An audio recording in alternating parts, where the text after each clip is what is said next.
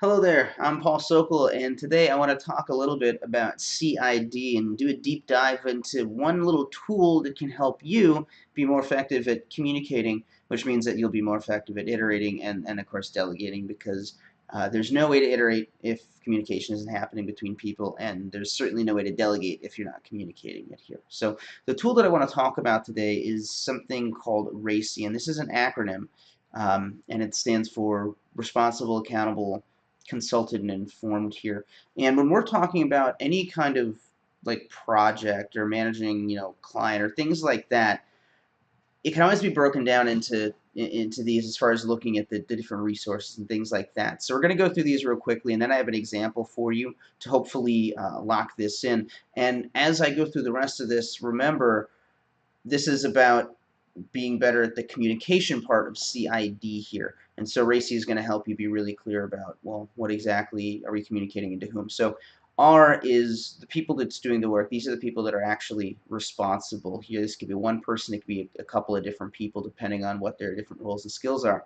The accountable person, there's always one accountable person. Now there may be one accountable person for the particular project, but for like the subtasks and the other things, there may be other people that are accountable to. So as we see in the example, you're going to see the master accountability for the project is actually one person, and then the person responsible for the work somebody else. But that accountability kind of shifts as they go through the process. So we'll see that next.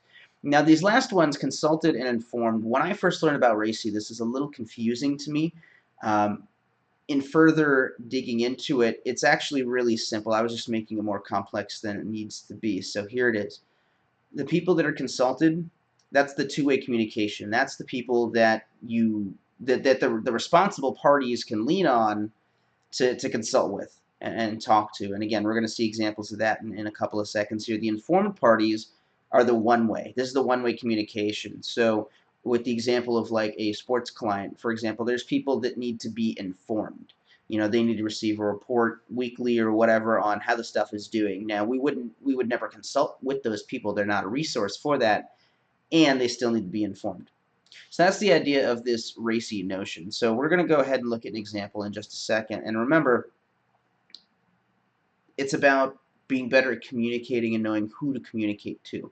So when you know who's responsible, you know who's accountable, you know what resources you have that you can consult, you know who to inform. There's different types of communication that happen all along that spectrum here. So we're going to look at the example of making a cake.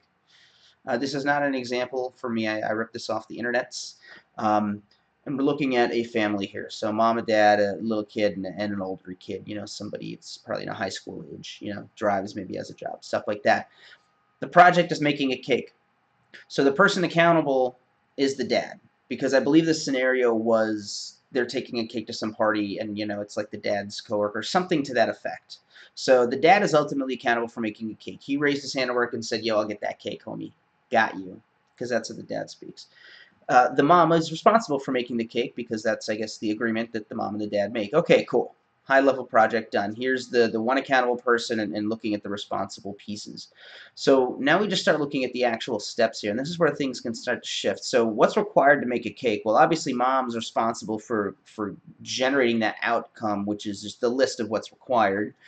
Doing that preliminary, the metrics, kind of the M part almost, if you will. And then dad is a consultant here, who, she may talk to him and ask, what kind of cake do you want, that kind of stuff.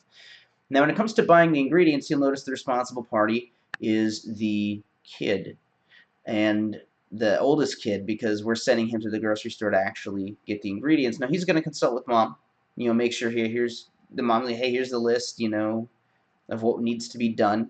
And the father's accountable, of course, because he's funding it, so this is where the money actually needs to happen. So most likely the kid would get the money from the mom, but worst case, the dad's accountable for that.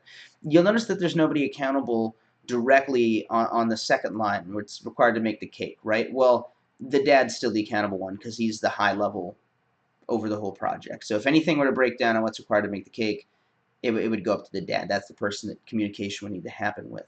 When we're looking at buying the ingredients, you'll also notice that the younger kid's being informed. So they're not going to go to the store, they're not going to buy it, but they need to know, hey, cake's coming down the pipeline. Be excited, because we talk to our kids in terms of pipelines. When it comes to baking the cake, the mom's responsible for that. And as far as consulting with the kids, they're just helping cook out, licking the beaters and things like that. And of course, the dad, hey, dad, the cake is being baked. We're informing them. And as far as the eating is concerned, the kids get to eat it.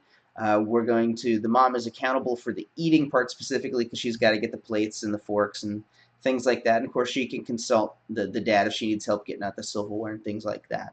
But that's basically the RACI model applied to building a cake. So remember, this is about communicating better on the CID triangle here. So if you're working on a project and you're not necessarily sure who to talk to, or things are breaking down somewhere, maybe take a step back and just pop out a little RACI chart real quick. Okay, who's responsible for this part? Who's accountable? Who needs to be informed?